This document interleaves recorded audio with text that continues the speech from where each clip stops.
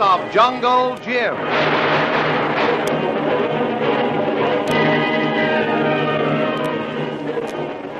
The Adventures of Jungle Jim, broadcast weekly over this station, are dramatized from the full-color action pictures to be found in the Comic Weekly, the world's greatest comic supplement that comes to you each week with your Hearst Sunday newspaper. Join the 11 million adults and 6 million youngsters who make their weekends more enjoyable reading the world's greatest comic and adventure pictures by the world's best artists featured in every issue of the Comic Weekly. He insists on the Sunday newspaper that brings you the Comic Weekly. Safely aboard the liner Monterey bound for San Francisco, Jim and Lil are happily reunited. They have talked over all the misunderstandings of the past 2 months, patched up their differences, and are in complete harmony. Lil realizes her fears about Jim and Kitty were groundless, and although it was quite a surprise for Kitty to discover Lil aboard the liner, she has given up her campaign for Jim's affections and returned to her former plan of playing the field. Surrounded by a group of adoring males, she forgets her grief beautifully, permanently, and successfully. Jim and Lil, while making plans for the future and discussing the assignment Lil has undertaken in Jim's absence, suddenly discover someone is eavesdropping. Lil sees the shadow of a man lurking around the corner of the deck. As swiftly and silently as a panther leaping on its prey, Jim springs up and surprises the man. Say, what do you think you're doing? What are you doing here?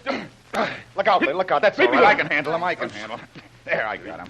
Okay, Lil. He was crouched down here listening to everything you were saying. Release me. Release me at once, before I call the ship's officers. What is the meaning of this outrage? Let me go. Hold on now. Quit struggling, I tell you. It isn't going to do you any good. As for calling the ship's officers, go ahead, yell your fool head off.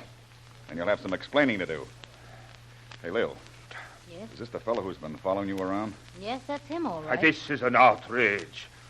Is it any crime to engage a fellow passenger in conversation? Is there any harm in a little innocent shipboard flirtation? No, but I have a hunch that your interest in me was something more than that. Ridiculous, utterly ridiculous. What possible interest could I have in you? Well, That's what we're trying to find out. You must have had some definite interest in our conversation. Or while you're crouched down here in the corner taking in everything we were saying. You are jumping to a foolish melodramatic conclusion, monsieur. I was strolling along the deck getting a little fresh air before turning in. My shoelace became unfastened, and I merely stooped down to tie it. Listen, you don't think we're simple enough to fall for that old wheeze, do you? As a matter of fact, we spent a few minutes watching your movements. You forgot the moon was at your back and threw your shadow right across the deck. We could see every move you made. Monsieur, you are over-suspicious. I assure you are over-suspicious. Outside a slight passing fancy for Mademoiselle, I have no interest in either of you whatsoever. Now, perhaps you will be good enough to release me and let me continue my walk. Okay, fellow. But let me warn you. It isn't healthy to be caught... Jan, I have looked everywhere. Yes. I was just taking a little walk before retiring when I happened to, collide with this lady and gentleman. A slight misunderstanding occurred. Oh, there's nothing serious. I will come with you. Excuse me, monsieur, mademoiselle. My apologies to both, and a good evening. Now it's our turn to do a little eavesdropping, Lil. There's something darn suspicious about those two. She had something important to tell him, and if I'm not mistaken, it's about your case. Wait for me here. I'll be back shortly. Are you quite sure we are all right now? He did not follow us? We are perfectly safe here. Besides, neither the man nor the woman knows why we are aboard. Before I locked the door, I made sure we were not followed. Now, quickly, what is it? The boy, the prince, he is gone. Gone? Lita and Reisenhower bungled the job. Swine! They disobeyed orders. Here, read this cablegram. I have deciphered it. What have those stupid pigs done to us now? Lita and Reisenhower failed in an attempt to kidnap Prince. Arrested and held by federal authorities. Prince spirited away. Canada, British authorities returning him on British warship under sealed orders. Identity and whereabouts of warship unknown. Those clumsy, stupid pigs. They have ruined our cause. We're lost. Yes, but what are we going to do now? What if we are discovered? Quiet. What if they expose us? Quiet, you fool. This is no time to get panicky.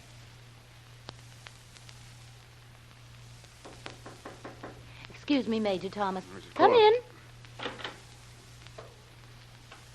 Say what? Oh, excuse me, Lil. Thought I ran out on you, Jim? Well, I did, but it couldn't be helped. Major Thomas, this is Mr. Bradley, Jungle Jim Bradley. I'm delighted to meet you, Mr. Bradley. Quite a little adventure you've had. Yes, glad to be here, Major, but What's all this about? Well, you're just in time to find out. I've been examining the Major's credentials. Very impressive, too. British you. Colonial Service, Intelligence Department, India Office. Well, things are certainly getting complicated. On the contrary, Mr. Bradley, they're rapidly becoming quite simple now. Oh, no. Not for me, they're not. Say, just what is all this? Well, that's what we're about to find out, Jim. Sit down and listen. Go ahead, Major. Righto, Mr. Ville. You see, it's all very simple. First, you know, Mr. Bradley, about Mr. Ville's assignment. Yes.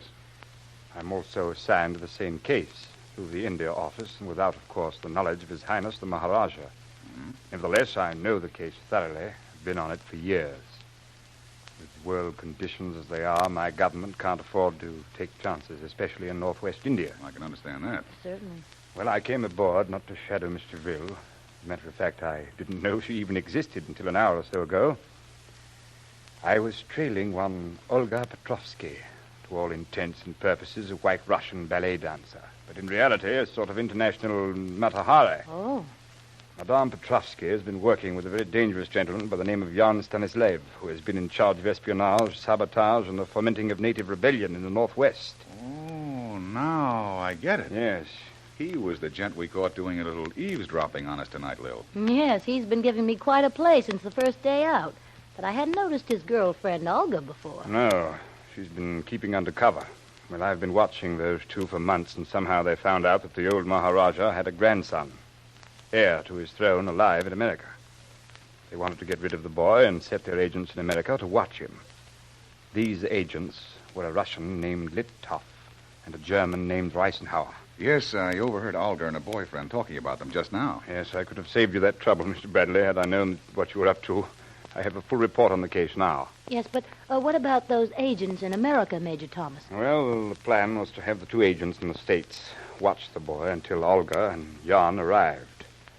Somewhere, either on shipboard or after Mr. Ville arrived in America, Olga and Jan were to seize Mr. Ville, do away with her, take her letters and identification papers, and Olga was to take her place, posing as Mr. Ville, and have the faithful old nurse hand the young prince over to her for his return to Singapore. They would, of course, dispose of the boy, and with the legal heir to the throne out of the way, the path was clear to put in their man and seize the power in the provinces. Well, what a nice little spot I was in without knowing a thing about it. I should say. But go on, Major. What upset their plans? Well, the two agents in the States evidently got impatient. They kept a close watch on the young prince and his old nurse. Evidently, the boy had plenty of freedom. And time after time, the two agents saw plenty of opportunities to kidnap the boy and get away with apparent ease. I overheard the rest of the story outside Olga's stateroom. It appears the temptation to snatch the boy became too strong for the impatient agents to resist, so they tried it. Precisely. But they hadn't counted on the sagacity and shrewdness of the old nurse, who evidently had been watching the agents closely and became alarmed. So, notifying federal authorities, they set a trap that the unsuspecting agents fell for. When they made their attempt, they were arrested. Fortunately, your government men notified the British Embassy, and they lost no time in taking the boy and his nurse into Canada under special guard. From the Canadian port, they embarked aboard a British warship and are on their way home. So that leaves me aboard a nice big liner, all dressed up and no place to go. My nice, exciting little assignment snatched right out of my hands. You're rather hard luck, Mr. Ville, but I don't mind telling you you're jolly well out of it. Nasty, dangerous business. Hardly a job for an attractive young woman like yourself. That's what you well. think, Major. But you don't know Lil. She thrives on nasty, dangerous business. Is that so? Now, wait a minute. Before you begin discussing my faults and virtues, I want to know one thing more. How did you know that I was on this mission and happened to be on the same boat, Major Thomas? That also is very simple. The India office notified His Highness the Maharaja of the developments and the safe custody of the prince. And the Maharaja then explained your part in the program. Oh, I see. My office told him that I was aboard and would explain the situation to you and, if necessary, pay you your fee and secure your release. Oh, there'll be no fee, Major. Although I sort of regret the abrupt termination of the case, I hereby consider myself legally and duly released. And, Major, seeing I was figuring on doing an assist on the play, why, that releases me, too. I say, well, I feel something of a bounder throwing you two right into the ranks of the unemployed. Oh, well.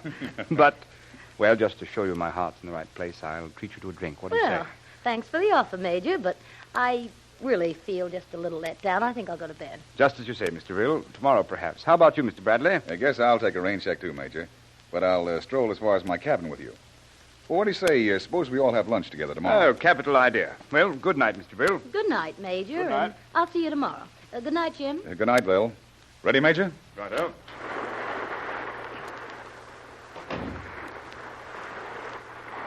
Say, by the way, Major, how about that couple, Olga and Jan? What happens to them? Well, they're probably taken into custody by now. American federal authorities were radioing a warrant for their arrest as accessories in the kidnapping case, plus the fact they're traveling with falsified reports, passports. And that ought to put them away for a while. Oh, yes, indeed. Now, are you sure you won't change your mind and join me in a nightcap, Mr. Bradley? No, Major. Thanks just the same. Oh, Mr. Bradley. Yes? Mr. Bradley, could I see you a moment? Rather important. Oh, sure. Just step in here. This is my stateroom. Oh, thank you. Well, good night, Major. See you at lunch tomorrow. First sitting, eh? First sitting, righto. Good night, Mr. Bradley. Good night. Come in, fellow. Yes, sir. Well, here we are. What can I do for you? Well, it's a radiogram, Mr. Bradley. So urgent that I thought it best to deliver it myself. Oh, thanks. Thanks very much. Excuse me a minute. Let's see. Are you available? Important case. Radio reply. Signed Channing, FBI.